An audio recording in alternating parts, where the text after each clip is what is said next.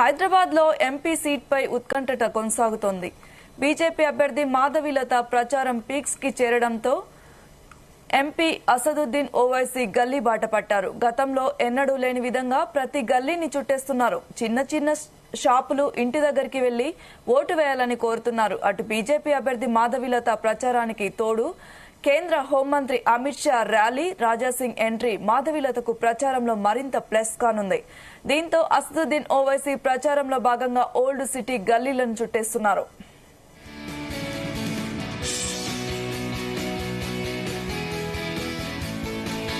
ఇక ఇదే అంశంపై మరిన్ని డీటెయిల్స్ మా ప్రతినిధి శ్రీచరణ్ అందిస్తారు. చెప్పండి శ్రీచరణ్. సౌమ్య, చరిత్రలో ఎన్నడూ లేని విధంగా ఓల్డ్ సిటీలో ప్రస్తుతం ప్రచారం పీక్స్ కి వెళ్లిందని చెప్పుకోవాలి మనము. దానికి ప్రధాన కారణము బీజేపీ అభ్యర్థి మాధవీలత చాలా దూకుడుగా మొదటి నుంచి కూడా ప్రచారంలో వెళ్తున్నారు. దీనికి తోడు అగ్నికి వాయు తోడు అయినట్టు కూడా మొన్న కేంద్ర హోంమంత్రి అమిత్ షా రావడం, ఇక్కడికి ర్యాలీ నిర్వహించడము, దానితో పాటు అసలు హైదరాబాద్ బీజేపీ పార్లమెంట్ అభ్యర్థి బీజేపీ పార్టీ ఎప్పుడైతే అనౌన్స్ చేసిందో అప్పటి నుంచి కూడా ఏ రోజు కూడా ఆమెకి మద్దతు కనిపించని రాజాసింగ్ కూడా, గోషామాల్ ఎమ్మెల్యే రాజాసింగ్ కూడా మొన్న హోంమంత్రి నిర్వహించిన ర్యాలీలో పాల్గొనడము, ఇదంతా కూడా ఇప్పుడు ప్రస్తుతము ఓల్డ్ సిటీలో ప్రచారం అనేది పీక్స్ లో వెళ్లిందని చెప్పుకోవాలి. అలాగే దాదాపు 4 దశాబ్దాలుగా ఎంఐఎం ఓల్డ్ సిటీని, పాత బస్తీని ఒక కంచు కోటలా కూడా నిర్మించుకున్న నేపథ్యంలో ఉంది పాత బస్తీని. అయితే గడిచిన ఆల్మోస్ట్ 3 times కూడా అసలు అసదుద్దీన్ ఓవైసీకి తిరుగులేని విధంగా కూడా గెలుస్తున్నారు. ఆయనే వాస్తవంగా చెప్పుకుంటే ఆయనకి 1-2 లక్షల ఓట్ల మెజారిటీతోనే గెలుస్తూ వస్తున్నారు.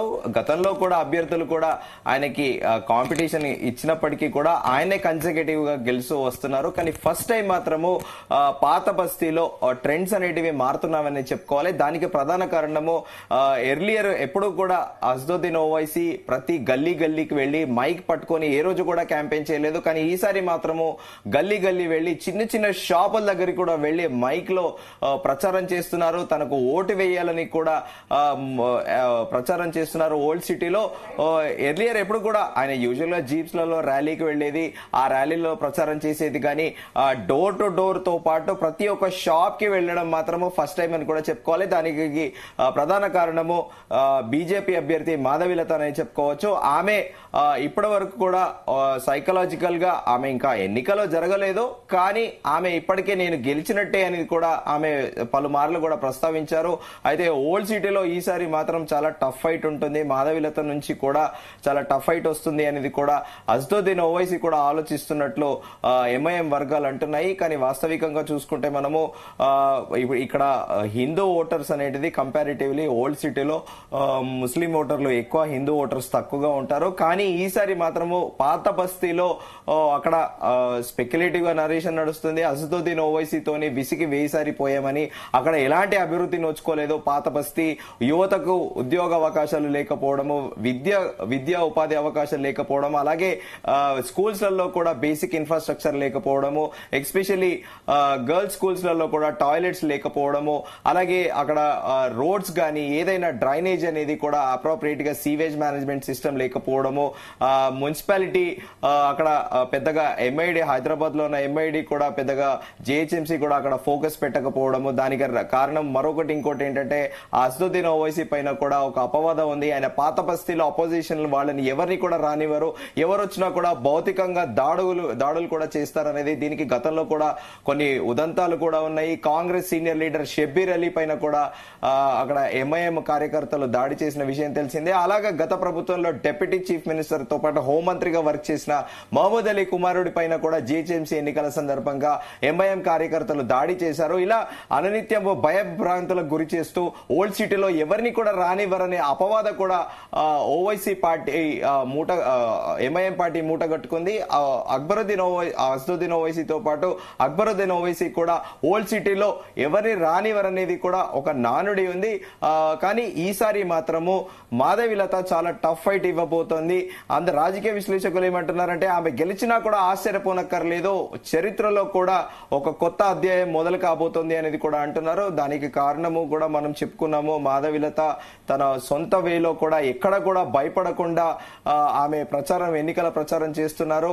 అలాగే కౌంటర్ కి ఎన్కౌంటర్ అన్నట్టు కూడా అసదుద్దీన్ ఓవైసీ పైన ఎక్కడ బెణుకు తణుకు లేకుండా కూడా కౌంటర్ ఇస్తూ వస్తోంది.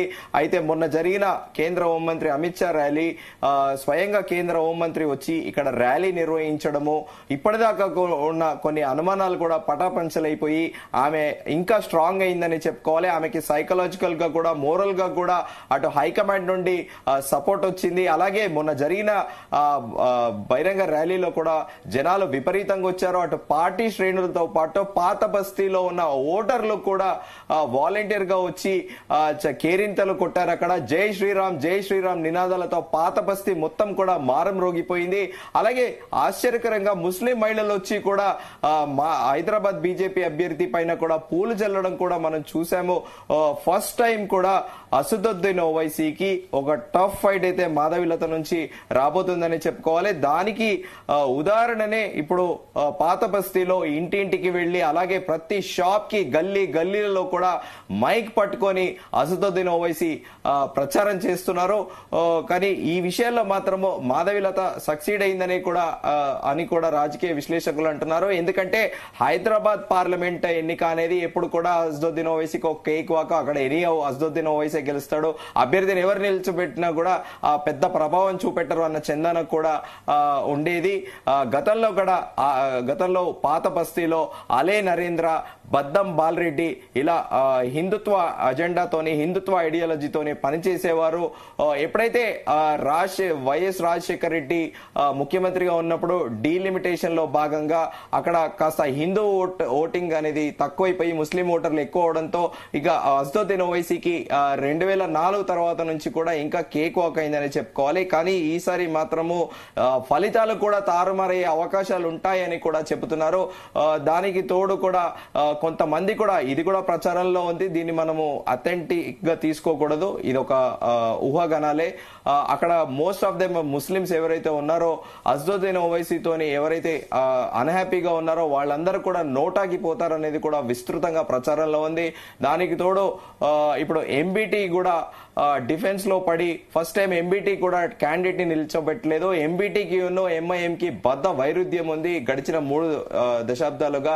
అలాంటిది ఎంబీటీ కూడా ఈసారి అక్కడ ముస్లిం సామాజిక వర్గం నుండి భవిష్యత్తులో ఎలాంటి ఇబ్బంది ఎదుర్కొంటుంది, తమ రాజకీయంగా తమ ఉనికికే ప్రమాదం అని గ్రహించి ఎంబీటీ కూడా తమ అభ్యర్థిని బరిలో దించకపోవడము, అలాగే ఎంబీటీ కూడా ఇటు ఓవైసీకి ఇండైరెక్ట్ గా సపోర్ట్ చేస్తున్నట్లు కూడా కథనాలు వెలువడుతున్నాయి.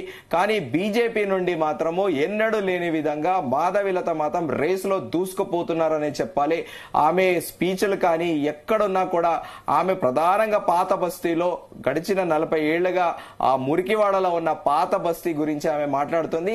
అసదుద్దీన్ ఓవైసీ ఎప్పుడైతే వ్యక్తిగతంగా ఆమెను విమర్శ చేస్తున్నారో అప్పుడే వ్యక్తిగతంగా ఆయనకు కూడా కౌంటర్ ఇస్తుంది. కానీ మిగతాదంతా కూడా అక్కడున్న దారిద్ర్య దిగువ రేఖలో ఉన్న పేదల గురించి మాట్లాడుతున్నారు.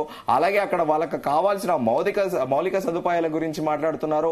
అలాగే పాత బస్తీ హైదరాబాద్ కి అనేది ఒక బ్రాండ్ ఇమేజ్ ఉంది. దాదాపు 400 ఏళ్ల చరిత్ర కలిగిన హైదరాబాద్ సిటీ ఇటు ఒక సౌత్ ఇండియాలో బెంగళూరు తర్వాత హైదరాబాద్ సిటీని ఒక సిలికాన్ వ్యాలీగా అంటారు. ఎందుకంటే ఐటీ కంపెనీస్ తో పాటు బిజినెస్, ట్రేడింగ్, డిఫరెంట్ ఆస్పెక్ట్ లో కూడా సౌత్ ఇండియాలో చెన్నై, బెంగళూరు తర్వాత అగ్రస్థానంలో నిలిచేది హైదరాబాద్ సిటీ. అలాంటిది పాత బస్తీ ఇంకా మురికి వాడలలోనే ఉంది.